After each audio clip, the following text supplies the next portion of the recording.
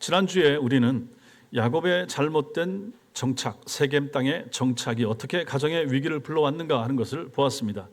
하나님과의 약속을 저버리고 세겜에 정착한 야곱, 또 그로 인한 딸 디나의 강간 사건, 그리고 아버지의 책임을 저버린 야곱의 침묵까지를 우리가 보았습니다. 오늘은 그 이야기의 절정이자 가장 어두운 부분을 보게 됩니다. 야곱의 아들들이 저지른 속임과 대학살, 그리고 그 상황에서 보여준 이 야곱의 실패한 반응들을 오늘 말씀이 우리에게 드러냅니다. 하지만 핵심은 여기에 있지 않죠. 그 뒤에 이 모든 어두움 속에서도 우리 하나님께서 우리와 함께 하신다. 하나님의 헤세드, 변치 않는 사랑, 언약적 사랑, 헤세드, 이 하나님의 헤세드가 작동하고 계시다 하는 것을 오늘 말씀에서 보게 됩니다. 성경이 이러한 참혹한 이야기를 기록한 이유는 우리 인생에도 이런 먹구름의 순간이 드리울 수 있다 하는 것을 보여주기 위함이라고 지난주에도 말씀을 드렸고 오늘도 마찬가지입니다. 동시에 이러한 어려운 형편, 상황 가운데서도 하나님이 우리를 떠나지 않으신다 하는 위로를 오늘 말씀이 우리에게 전해주는 것입니다. 이 말씀을 같이 나눌 때도 또 깨닫는 은혜 있게 되길 바랍니다.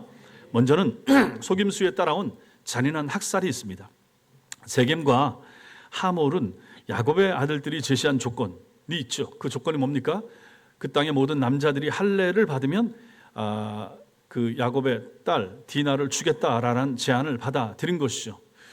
그들에게는 이게 전혀 손해 볼 일이 아니었죠. 오히려 야곱 집안과 연합해서 나중에 그들의 재산까지 자기네 것이 될 수가 있다라고 하는 생각을 가졌으니까 좋은 기회로 보여준 거죠. 오늘 여기 23절 말씀이 그걸 보여주죠. 23절에서 나오는 내용이 바로 이 세겜 사람들이 했던 계산이 됩니다. 그래서 세겜의 모든 남자가 다 전부 할례를 받았습니다.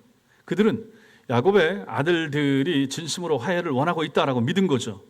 그런데 할례를 행하고 나서 3일이 되어서 고통이 가장 심할 때 상상하지 못한 일이 벌어진 것입니다.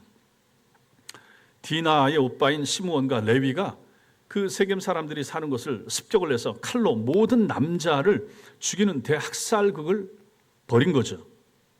디나의 오빠인 이 시므온과 레위가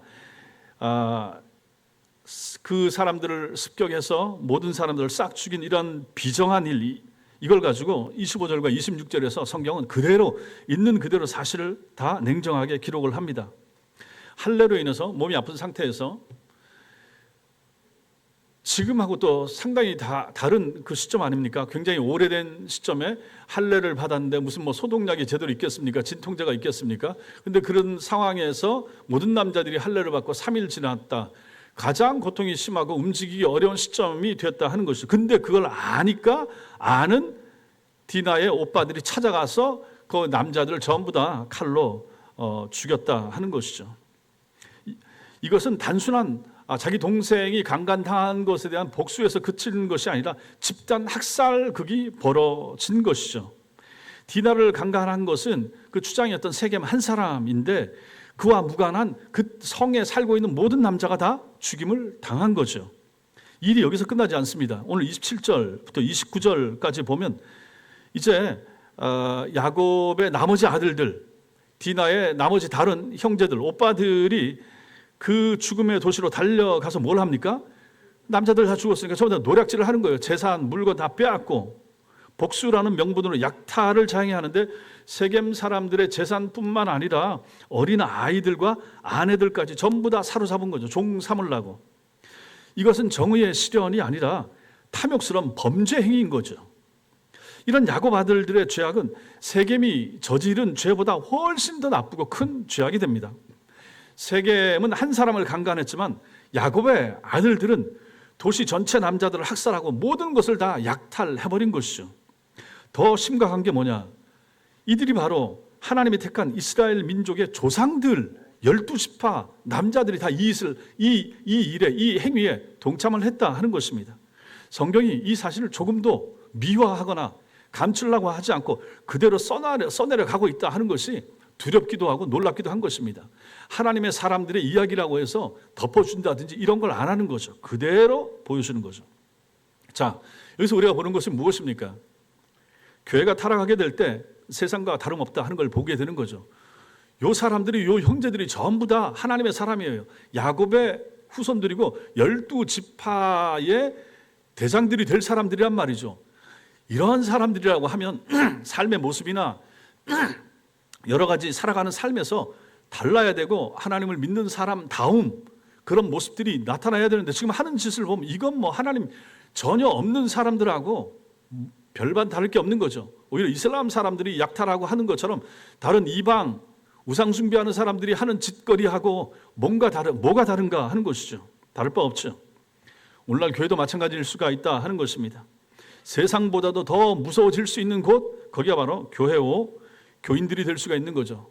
타락하고 양심의 화인을 맞고 교회 모양은 그대로 가지고 있고 교회 안에서 모이긴 모이는데 그 안에서 하는 꿍꿍이나 속셈이나 이런 생각들을 보면 이게 과연 교회인가 세상인가, 세상보다 더 못하다 이런 마음이 들 수도 있는 곳이 바로 교회고 교인들이라 하는 거죠. 야곱의 형제들이 바로 교회 아닙니까? 교회 안에서 그런 짓들을 한 거죠. 사람을 그렇게 죽이고 약탈하고 거기에 형제들이 전부 다 붙었다, 동조했다 하는 것입니다. 종교개혁 시기에 일어났던 십자군 전쟁, 명분이 좋죠. 그거 가지고 나서 약탈하고 나라 점령하고 빼앗고 강간하고 했던 사람들이 십자군에 동참했던 그 군인들 아니었습니까? 근세에 또 근래에 또 요즘에 일어나고 있는 여러 전쟁들을 봐도 마찬가지입니다. 뭐 이슬람은 아예 이슬람이라고 하니까 내버려 두더라도 러시아하고 우크라이나하고 마찬가지, 거기 정교회 아닙니까? 우리하고 결이 다른 그런 기독교의 한 분파이긴 하지만 러시아 정교회, 우크라이나 정교회 다 정교회 수장들이 있고 그들이 기도하러 나가는 군인들에게 축복 기도해서 전쟁에 내보낸 그런 사람들 아닙니까? 나치 독일이 전쟁하려고 할 때 거기에 나치 독일 편에 서서 축복 기도해줬던 독일 고백교회 목사들도 마찬가지인 거죠. 히틀러가 잘 돼야 하나님이 기뻐하신다, 하나님 영광 드러난다 해서 전쟁에 내보낸 사람들, 오늘날도 마찬가지라 하는 것이죠. 별반 차이가 없다 하는 것입니다. 그 안에서 일어나는 거, 이러한 사람들의 생각, 종교 지도자들의 의식이 뭔가, 여기에 무슨 자비가 있고 사랑이 있고 긍휼이 있는가? 없다 하는 것이죠. 교회가 세속화되고 타락할 때 나타나는 모습들이 오늘날도 이렇다. 오히려 세상보다도 더 추악할 수 있다 하는 것을 오늘 이 야곱의 자식들의 이러한 모습 속에서 우리는 보게 되는 것입니다. 그러니 우리도 조심하자. 우리 개인도 마찬가지고 교회도 마찬가지고 하나님 앞에서 변질되지 않는, 타락하지 않는 본질에 충실한 말씀을 붙들고 살아가는 그러한 몸부림, 애씀 이런 게 얼마나 필요한가. 우리도 부족하죠. 우리도 모자라죠. 생각들도 마찬가지고 교회가 2000년 지나면서 본질에서 얼마나 많이 벗어나고 있는가 우리는 모르는데 슬금슬금 떠내려 가듯이 히브리서에 나오는 것처럼 닷줄이 슬슬 풀러지는데 그 풀러지는 것을 모르고 점점 본질에서 진리에서 진실에서 멀어지고 있는 교회의 모습이 교인들도 모른 채 교회 지도자들도 모른 채 그렇게 갈 수가 있다 하는 것이 남의 이야기가 아니고 이단 사이비는 너무 같기 때문에 거기는 아예 수에 칠 가치도 없고 오늘날 건전하고 바른 교회라고 하는 우리들 중에서도 생각을 해야 된다 하는 것이죠. 늘 그런 거죠. 좀 전에 강의하면서도 마찬가지인 거죠. 교회 본질에 대해서 또 장로님들하고 같이 고민하고 얘기하다 내려왔죠. 성경에 명백히 이건 이렇게 해야 된다라고 써 있지 않은 그런 내용들이 너무 많은 거예요. 그런 부분들을 가지고 교회 속에서 적용하면서 이 문제는 어떻게 할 것인가, 이러한 케이스는 어떻게 하는 것이 더 성경적이고 우리 장로교 원리에 충실한 것인가를 끊임없이 고민하면서 우리가 섬길 수밖에 없는 것입니다. 우리가 오류가 있으니까요. 부족하니까요. 죄성이 우리 속에서 드러나니까요.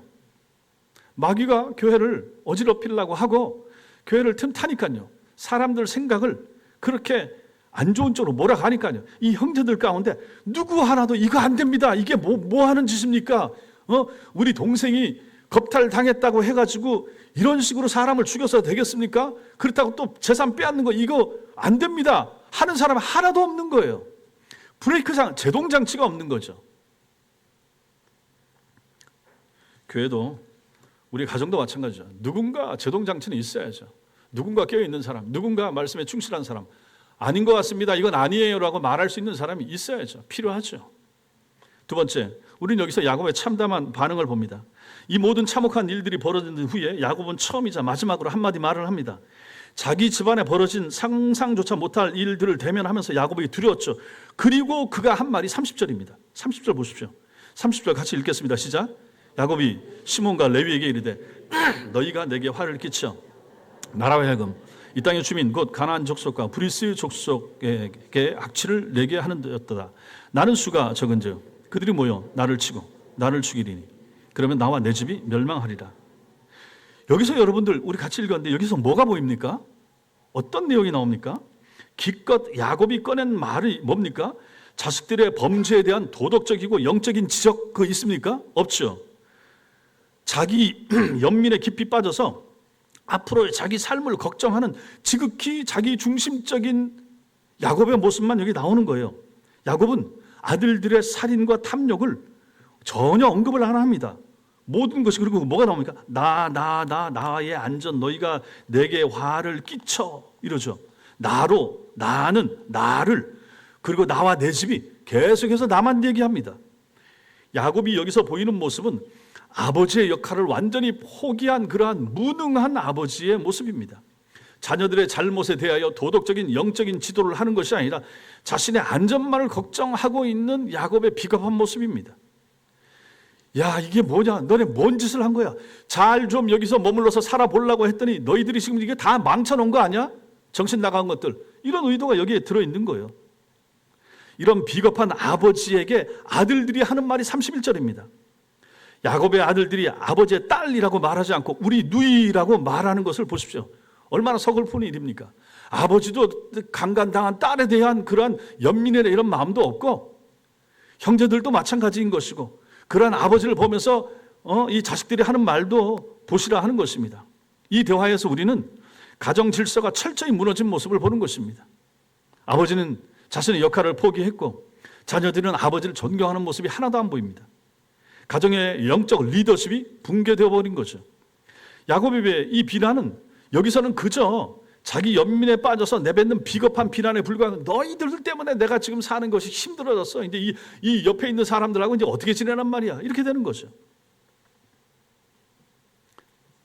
지금 여기서는 이런 모습이 보이지만 나중에 야곱이 시간이 더 흐른 다음에 정신을 차린 다음에 이 일에 대하여 분명하게 말하는 것, 분명한 판단 내리는 것이 이제 나타나게 됩니다. 이게 창세기 49장인데 뒤로 한번 가보겠습니다. 창세기 49장 5절부터 7절. 창세기 49장. 야곱의 유언이 나옵니다. 앞으로 될 일에 대하여 유언이면서 예언이죠. 창세기 49장 5절부터 7절. 5절부터 7절 같이 읽겠습니다. 시작. 시몬과 레위는 형제여 그들의 칼은 폭력의 도구로다. 내 혼아 그들의 모의에 상관하지 말지어다. 내 영광아 그들의 집회에 참여하지 말지어다. 그들이 그들의 분노대로 사람을 죽이고 그들의 혈기대로 소의 발목 힘줄을 끊었음이로다. 그 노여움이 혹독하니 저주를 받을 것이요 분기가 맹렬하니 저주를 받을 것이라.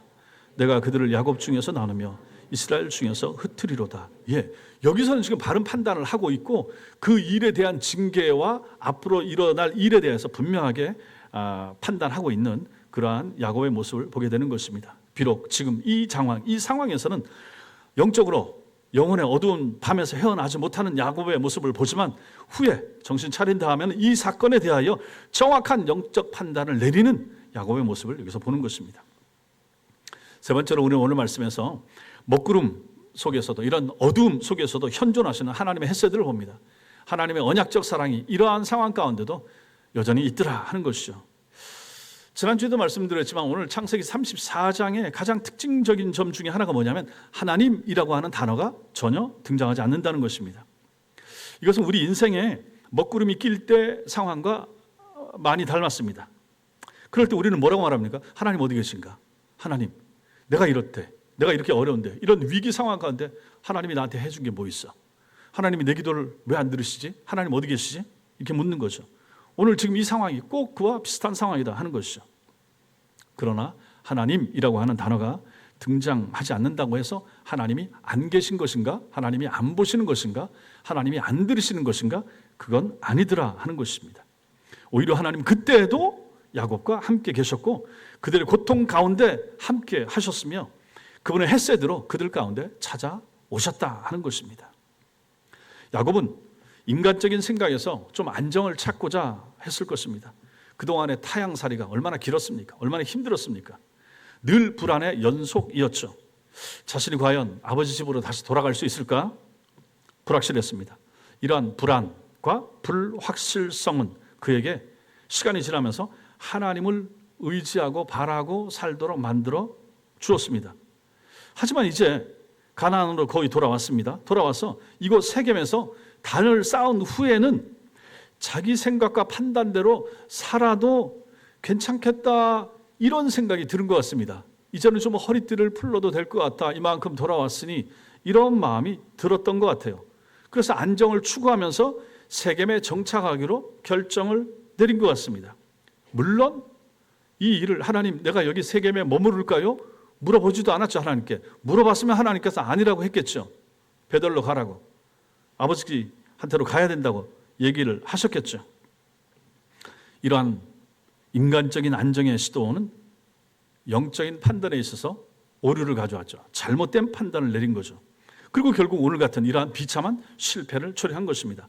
영적인 실패만이 아니라 육신적이나 가정적으로도 혹독한 결과를 맛보는 야곱의 모습을 여기서 보는 것입니다. 그렇지만 좀 전에도 말씀드렸지만 야곱의 이야기가 여기서 끝나는 것이 아니다 하는 점이 중요하죠. 여기서 이제 새로운 하나님의 은혜, 헤세드 사랑이 임하게 되고 결국 다시 자리를 털고 일어나서 베델로 돌아가게 되는 것을 우리는 보게 됩니다. 여러분과 우리 인생도 마찬가지입니다. 당장 하늘이 무너지는 것 같은 그러한 일이 우리 인생에 일어난다고 해도 끝은 아니더라 하는 것이죠. 정말 죽을 것 같고 모든 것이 망하는 것 같은데 그 이후에 여러분들이 지금까지 또 살아남아 계시고 살고 있잖아요. 그걸 보면 지금 당장은 제일 아픈 것 같고 우리 교회 중에 교인들 가운데 내가 제일 힘든 것 같고 제일 밑바닥인 것 같은데 실제로 지나고 나면 또 그렇지도 않다 하는 것은 우리가 너무나 잘 경험한 사실들입니다. 하나님은 언제나 살아계시고 그분은 언제나 선하신 분이시라는 사실 믿으시기 바랍니다. 하나님은 지금도 여러분과 함께 계십니다. 좋을 때도 하나님이 함께 하시는 것이고 안 좋을 때도 함께 하십니다. 기도 응답이 안 되는 순간에도 하나님은 함께 하시는 것이죠. 그 기도 응답의 시점이 지금이 아닌 거죠. 나는 지금이라고 생각하고 다음 주라고 생각하고 다음 달이라고 생각하는데 하나님은 지금은 아니야 라고 말씀하실 수 있죠. 근데 그 마음이 내 마음에 와서 닿지가 않는 게 문제인 거죠. 그렇다고 해서 하나님이 안 들으시는가 안 보시는가 아니더라 하는 거죠. 여러분이나 저나 다 기도 제목이 있어요. 많잖아요. 무수하잖아요. 내 뜻대로 안 되는 일이 얼마나 많습니까? 그때 하나님 앞에 답답함을 토로하잖아요. 그래도 하나님은 그때 아무 말씀 안 하시는 것 같잖아요. 침묵하시는 것 같잖아요. 그렇다고 하나님 정말 침묵하시는가? 안 들으시는가? 안 보시는가? 아니잖아요. 우리 다 안단 말이죠. 이론적으로. 그 하나님을 신뢰하시라 하는 것입니다. 가장 낮은 순간에, 가장 어두운 순간에, 가장 힘든 순간에도 하나님은 우리 편이시고 우리 편일 수밖에 없죠. 아버지가 자기 자식 버리지 않죠. 하나님이 우리를 포기하지 않죠. 야곱이 이러한 엄청난 짓을 하고 그 아들들과 함께 저렇게 못나 보이는 아버지의 역할을 감당하고 한다고 해도 하나님이 버리거나 넌 안 되겠다. 너 말고 다른 사람, 네 자식들 말고 다른 12지파 내가 새로 만들지. 돌 가지고 내가 만들어 쓰마. 이렇게 안 하시더라 하는 것이죠. 우리를 향해서도 마찬가지라 하는 것입니다. 그래서 모든 하나님의 자녀들에게는 이런 영적 실패, 영적 파산 이것이 오히려 영적인 자양분이 되는 거죠. 도약대가 되는 거죠. 밑거름이 되는 거죠. 우리의 실패, 영적인 낮아짐, 무너짐 이런 것들이 오히려 지금 야곱도 마찬가지예요. 이렇게 무너짐이 있었기 때문에 또 빛나는 뒤에 영적인 명철함을 회복하게 되는 야곱의 모습을 보는 것입니다. 우리에게도 마찬가지다. 영적 실패, 영적 파산이 오히려 하나님께 나아가는 디딤돌과 도약대가 된다 하는 사실 믿으시기 바랍니다. 네 번째로는 하나님이 역사하시는 방법이 참 신비롭다 하는 것을 봅니다. 하나님은 성도가 자기 백성이 잘못된 길로 가는 것을 허용하지 않으십니다. 그렇다고 해서 강제력을 동원해서 우리를 막으시지도 않죠. 그러나 우리의 모든 자유의지를 동원하여 일어나는 일들 속에서 하나님은 세밀하게 보이지 않게 또 보이게 역사하심으로써 우리에게 깨닫게 하시고 배우게 하셔서 하나님의 길로 행하고 싶은 마음이 들게 하나님은 하시더라 하는 것입니다. 오늘 본문에서 보는 이 야곱 가정에 비극이 일어난 것은 그런 관점에서 우리가 이해할 수 있는 말씀입니다. 하나님은 이 모든 상황을 통해서 야곱으로 하여금 자신의 잘못된 선택, 세겜에 머무르는 것, 정착한 것, 이게 잘못됐구나 하는 것을 깨닫게 하시는 중이죠. 그리고 다시 베델로 돌아가고 싶은 마음을 주시는 상황이 바로 이 상황이 되는 것입니다. 그것은 죄에 대하여 하나님이 치시는 벌이 아니라 하는 거죠. 하나님이 벌 줘가지고 지금 집안에 이런 일이 일어났다, 이렇게 볼 필요는 없다 하는 것입니다. 오히려 이런 일들 배후에 그 모든 잘못된 일들은 다 인간이 잘못한 것입니다. 자기 아들들이 잘못한 거예요. 근데 이 모든 일들을 모아서 그 배후에서 하나님이 역사를 하셔서 하는 일이 무엇인가? 결국은 자기 백성으로 하여금 내 품으로 돌아오라 라고 부르시는 하나님의 은혜로운 부르심입니다. 근데 그 부르심이 자비롭고 좋고 은혜롭고 감사하고 부흥회 때 무슨 수련회 때 부르신 부르심이면 참 좋지만 그거 아니고 파산, 그거 아니고 영적인 밑바닥, 집안의 우환, 어려움, 질병, 절단나는 상황, 지금같이 집안이 깨지는 야곱 가정의 이런 비극적인 사건, 이걸 통해서도 하나님은 부르시는 중이시라 하는 사실을 우리에게 보여주는 것입니다. 이것이 바로 하나님의 섭리의 신비입니다. 하나님의 섭리, 하나님의 일하심, 내 눈에 잘 보이지 않는데, 내 귀에 들리지 않는데 하나님은 여전히 일을 하시더라 하는 것이죠. 하나님은 여러분과 저 우리의 자유의지를 존중하시면서도 동시에 그 모든 것들을 모아서 합력하여 선을 이루시더라 하는 것입니다. 빌라도는 빌라도로서 자기가 하는 일을 하는 거죠. 저 사람, 예, 알겠어요. 그럼 뭐 당신들 뜻대로, 유대인들 뜻대로 내가 내줄 테니까 못 박으시죠 하고, 유대인들, 지도자들, 종교 지도자들, 바리새인들, 사두개인들, 예수 못 박아도 됩니다. 못 박아주세요. 그걸 우리는 원합니다. 그래야 당신이 가이사의 충신입니다. 이런 식으로 말하고 전부 다 자기 생각입니다. 자기 의지입니다. 자기가 잘한다고 생각하고 그 순간에 가장 정확한 판단이라고 생각하고 그 일을 한 거죠. 팔아 넘긴 사람이나 십자가에 못 박도록 허락한 사람이나 가론유다는 자기가 생각해봤을 때 이 사람 내가 생각했던 그분이 아니네. 그래서 돈 은전 몇에 자기 스승 팔아버린 것도 순전히 자기 생각인 거죠. 자기 판단, 자기 결정인 거죠. 책임은 자기가 져야 되는 거죠. 그런데 하나님께서는 이런 모든 것들을 모으셔서 완벽한 하나님의 뜻을 이루셔서 예수 그리스도가 십자가 위에서 죽게 하시고 죽으셔야 되는, 근데 생각해 보십시오. 예수님은 죽으셔야 되는 거죠. 여러분과 저의 죄를 대신 지고 그러려면 이 죽는 상황이 있어야 된단 말이죠. 누군가 팔아야 되고 배신해야 되고 넘겨줘야 되고 여기에 최종적인 사인해야 되는 로마 군병의 역할을 빌라도 같은 사람이 있었어야 되고, 이 사람들이 만약 아니었어도 누군가는 또 일을 하게 됐을 것이라 하는 거죠. 어쨌든 이 사람들은 각자의 역할에 자기 생각대로 충분히 자기 자유의지를 발휘하여 이 일을 한 거죠. 그런데 이 모든 일의 배후에는 하나님이 계시더라. 하나님이 이 일을 하게 하셨다. 이게 바로 하나님의 섭리의 신비라 하는 것입니다. 이렇게 하나님은 선을 이루시는 분이십니다. 선이 무엇입니까? 하나님께 선입니다. 하나님 보시기에 좋은 것입니다.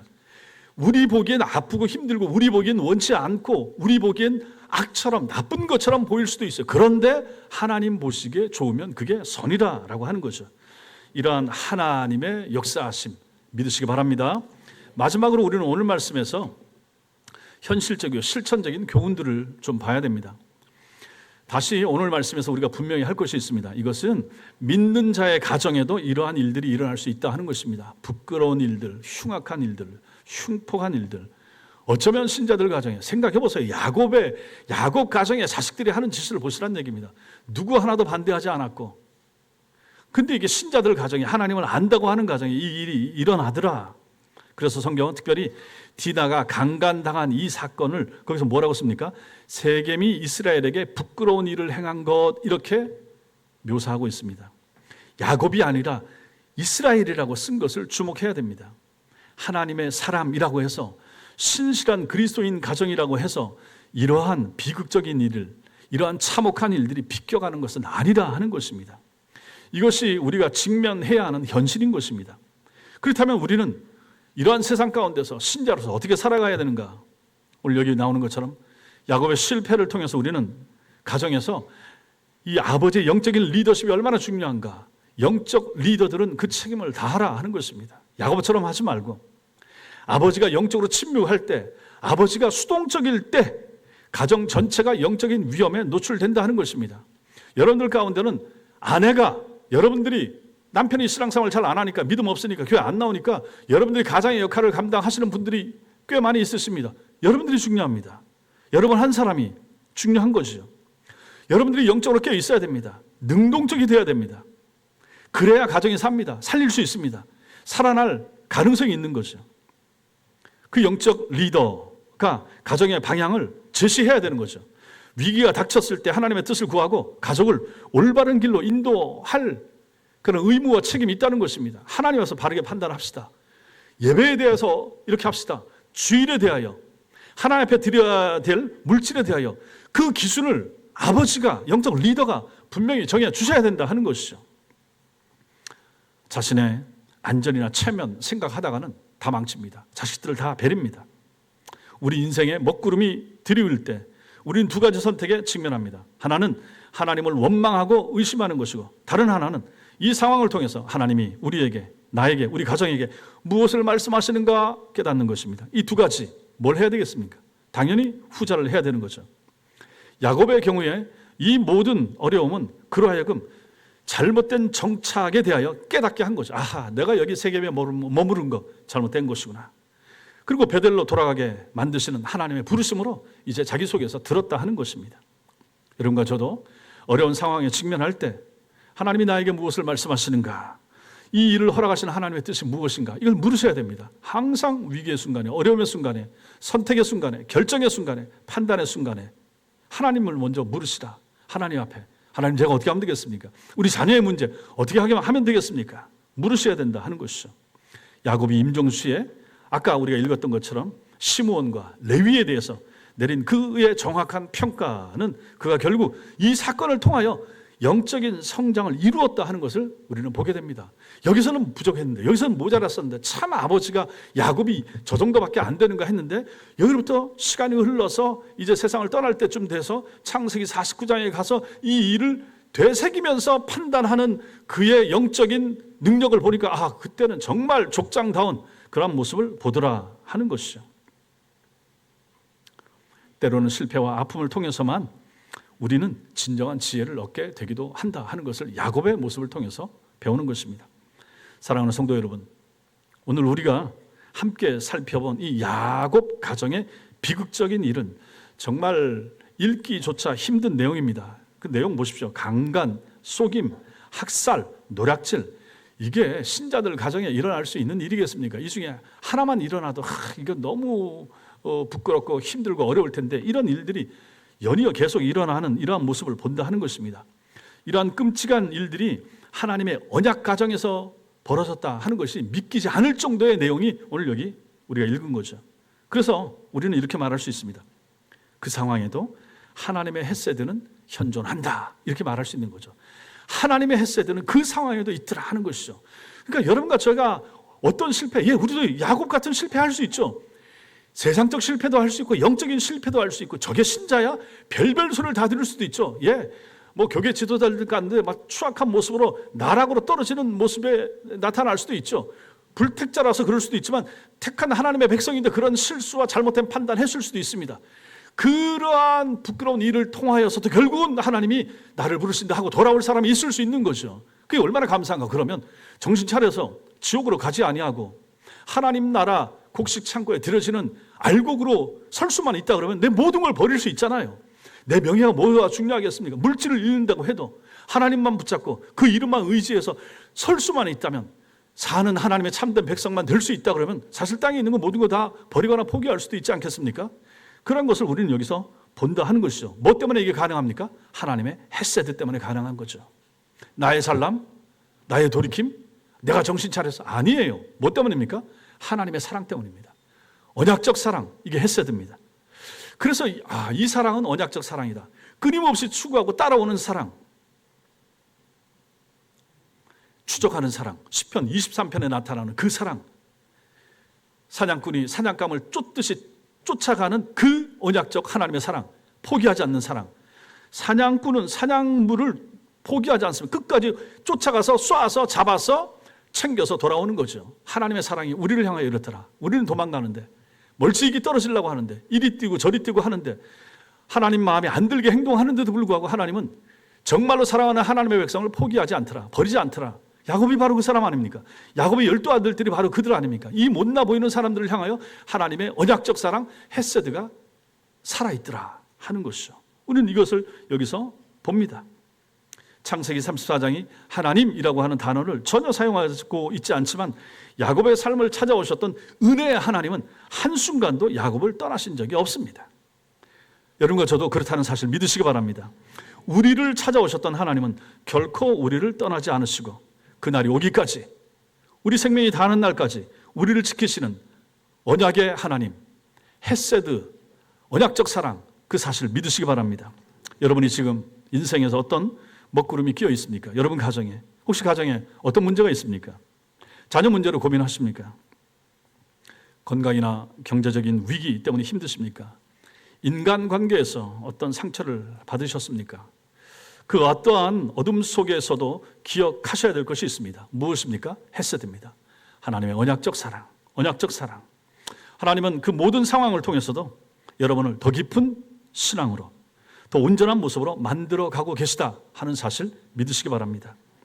야곱이 이렇게 돼서 결국 베델로 돌아가게 되는 것처럼 여러분도 지금 당하고 있는 위기, 그 어려움, 그 고통, 그 마음의 아픔, 그것을 통하여 결국은 더 하나님께로 가까이 나아가게 될 줄 믿으시기 바랍니다. 그것이 바로 하나님의 헤세드가 역사하시는 방식입니다. 이 하나님의 언약적 사랑이 우리에게 좋은 것으로만, 축복으로만, 아름답고 선한 것으로만, 우리가 원하고 바라는 것으로만 다가오면 얼마나 좋겠습니까? 그러나 지금까지 인생 살아보셨죠? 힘든 게 더 많습니다. 어려운 게 더 많아요. 안 풀리는 게 더 많아요. 지금 저도 마찬가지고, 저도 지금 길게 기도하고 있는데 여전히 응답 안 되고 있는 거, 그것 때문에 너무 힘들고 아프고 어렵고 있습니다. 언제 응답될지 모릅니다. 그러나 포기할 수 없습니다. 왜냐하면 하나님의 사랑이 저를 포기하지 않기 때문이고 제게 그것을 계속 기도하라고 말씀하고 계시기 때문에 그렇습니다. 여러분과 저도 다 마찬가지죠. 그러니 이것은 하나님의 사랑이라. 기도 제목을 주시는 것이 하나님의 사랑인 줄 믿으시기 바랍니다. 기도 제목 없는 것이 행복한 거 아닌 것이죠. 실제로는 기도 제목이 있는 것, 있어서 기도하는 것, 기도 제목 때문에 기도하러 오잖아요. 기도 제목 있으니까 중보 기도팀들이 열심히 기도하잖아요. 다른 성도들의 기도의 제목을 보면서 아파하면서 같이 기도해 주잖아요. 그분의 마음의 상처와 아픔을 같이 공감하기 위해서 애를 쓰잖아요. 그게 바로 긍휼 아니겠습니까? 신자 마음에 필요한 것이 긍휼이고, 긍휼의 원천은 예수 그리스도시고, 하나님이 긍휼의 하나님이시고, 그 긍휼의 하나님께서 그 긍휼의 모습을 가장 잘 보여주시는, 표현하시는 방식이 예수 그리스도를 이 땅에 보내주시는 것으로서 당신의 긍휼을 보내준 거잖아요. 그 긍휼의 하나님께서 예수님을 보내셔서 긍휼 가운데 십자가 위에서 죽게 하심으로 말미암아 그 긍휼의 은혜를 여러분과 제가 받는 거잖아요. 그래서 우리 마음속에 긍휼이 있어서 우리가 우리 자녀를 볼 때마다 끊임없이 긍휼의 마음이 일어나는 것처럼, 이러한 마음을 가지고 우리 교우들을 향하여, 주변에 있는 사람들을 향하여, 예수 그리스도를 모르는 사람들을 향하여 저들의 영혼이 돌아오면 좋겠다 하는 마음, 이 마음이 바로 긍휼의 마음이 되는 것이고, 이것은 바로 아버지의 마음이고 예수님이 우리에게 갖기를 원하시는 마음이라 하는 것이죠. 신자인 여러분과 저에게 정말로 필요한 마음이 바로 긍휼의 마음인 것입니다.